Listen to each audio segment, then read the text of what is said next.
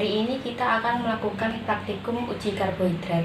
Tujuan praktikum kali ini yaitu untuk mengidentifikasi adanya karbohidrat dalam suatu bahan. Dan bahan yang dibutuhkan dalam praktikum ini yaitu ada gelas, pipet, iodium, dan sampel-sampel yang dibutuhkan yaitu pisang, susu, nasi, pati, air, putih telur, minyak sayur, gula, dan madu. Untuk yang selanjutnya yaitu cara kerja praktikumnya. Yang pertama yaitu menyiapkan gelas, kemudian memasukkan 20 tetes atau 2 mili sampel ke dalam gelas. Ini kita akan mengambil sampel pati, masukkan 20 tetes.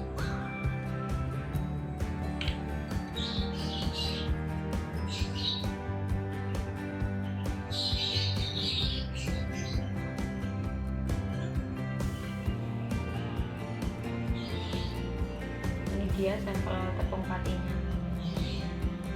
Kemudian lakukan hal yang sama untuk 9 sampel yang ada. Kemudian setelah meneteskan 20 tetes sampel ke dalam gelas, kita teteskan 2-3 tetes iodium ke sampel.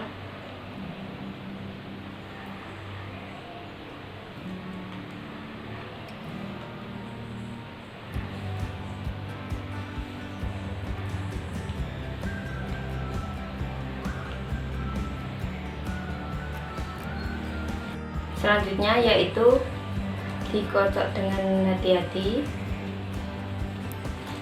setiap sampelnya.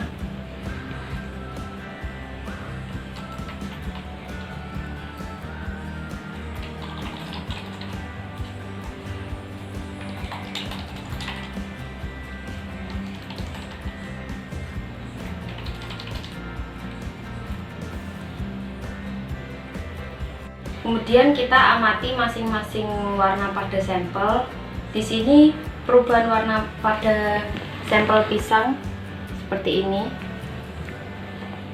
Ini air sebagai kontrol. Ini tepung kanji, tepung pati. Ini nasi. Ini susu. Ini putih telur. Ini minyak sayur, ini gula, ini madu. Sekian praktikum kali ini. Terima kasih atas perhatiannya. Wassalamualaikum warahmatullahi wabarakatuh. Oke, selanjutnya yaitu hasil pengamatan. Yang pertama, air berubah menjadi kuning kecoklatan.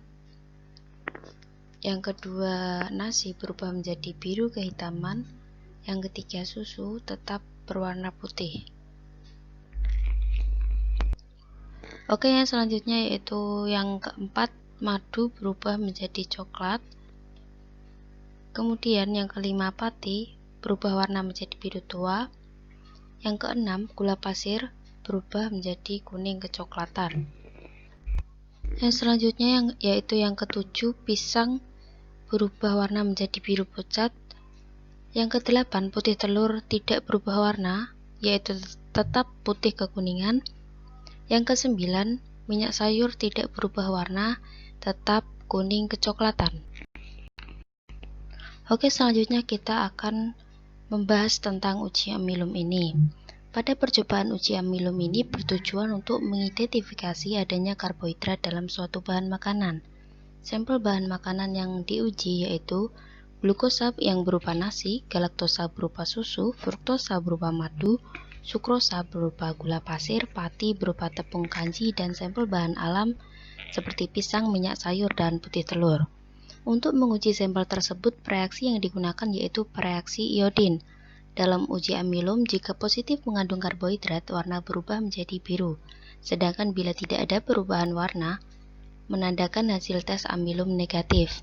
Reaksi amilum dengan iodium yaitu Amilum plus I2 menjadi warna kompleks atau reaksi kompleks absorpsi. Pada percobaan ini, suatu polisakarida dapat dibuktikan dengan terbentuknya kompleks absorpsi yang spesifik pada setiap jenis polisakarida ini, di mana amilum dengan iodium menghasilkan larutan berwarna biru pekat dan dextrin yang menghasilkan warna larutan merah anggur yang menandakan hasil positif terhadap kandungan polisakarida. Tetapi untuk larutan uji monosakarida dan disakarida tidak menghasilkan warna larutan yang spesifik. Oleh karena itu hasil ditunjukkan negatif. Terbentuknya warna biru dan merah anggur ini disebabkan molekul amilosa dan amilopektin yang membentuk suatu molekul dengan molekul dari larutan iodium. Oleh karena itu, monosakarida dan disakarida tidak menghasilkan warna larutan yang spesifik karena tidak mengandung amilosa dan amilopektin. Selanjutnya kita akan membahas masing-masing sampel. Yang pertama yaitu nasi yang dihaluskan. Warna awal sampel nasi berwarna putih, kemudian berubah menjadi biru kehitaman. Hal ini menunjukkan adanya kandungan amilum pada nasi. Dalam nasi terkandung amilosa yang sangat tinggi dengan kandungan sebesar 725%. Amilosa adalah polimer linear dari AB glukosa yang dihubungkan 1,4. Molekul amilosa membentuk spiral sekitar I2. Timbul warna biru tua dari antara aksi keduanya. Amilum berfungsi sebagai sumber energi bakar, membentuk senyawa lain dan menjaga keseimbangan pH tubuh. Berikut ini adalah gugus fungsi glukosa di sampingnya. Yang kedua yaitu susu. Percobaan amilum menggunakan sampel susu cair, kemudian ditetesi dengan iodin. Warna awalnya yaitu putih berubah menjadi coklat, tetapi lama-kelamaan akan berubah kembali menjadi putih. Hal ini dikarenakan susu hanya memiliki sedikit kandungan amilopektin dan uji amilum dilakukan dengan indikator polisakarida. Sedangkan susu merupakan laktosa yang memiliki rumus C12H12O11. Pada uji amilum, susu bukan merupakan polisakarida, melainkan disakarida. Uji amilum dilakukan sebagai indikator polisakarida. Glukosa, fruktosa, laktosa, dan sukrosa bukanlah polisakarida. Susu merupakan laktosa. Di samping adalah gugus fungsi laktosa. Yang ketiga yaitu percobaan sampel madu yang telah diencerkan dan ditetesi dengan 2 tetes iodin. Warna awal madu yaitu kuning berubah menjadi kuning kecoklatan. Hal ini menunjukkan tidak terdapat adanya perubahan warna menjadi biru sehingga pada madu negatif. Tidak mengandung adanya amilum. Madu merupakan campuran dari gula dan senyawa lain yaitu fruktosa 38,5% dan glukosa 31,0%. Di samping merupakan struktur glukosa dan fruktosa, yaitu yang merupakan campuran dari madu. Percobaan yang keempat yaitu dengan menggunakan sampel gula pasir yang kemudian dilarutkan ke dalam 2 ml air dan ditetesi dengan 2 tetes iodin. Warna awal gula pasir yaitu putih mengalami perubahan warna menjadi coklat. Gula pasir artinya negatif saat diuji dengan iodin dan tidak mengandung amilum. Gula pasir bukan merupakan kelompok polisakarida, melainkan kelompok monosakarida yaitu disakarida. Campuran gula ini disebut gula inversi, lebih manis daripada sukrosa. Sukrosa bukan merupakan gula reduksi, di samping merupakan struktur fungsi dari sukrosa. Percobaan yang kelima yaitu menggunakan tepung kanji. Ketika tepung kanji dilarutkan ke dalam air, kemudian ditetesi dengan iodin, terjadi perubahan warna yang awalnya putih berubah menjadi biru tua. Hal tersebut menandakan bahwa tepung kanji mengandung amilum dan merupakan polisakarida yaitu amilosa. Berdasarkan teori, pati merupakan senyawa karbohidrat golongan polisakarida. Pati mengandung dua jenis polimer glukosa, yaitu eksaminasi atau amilosa dan amilopektin.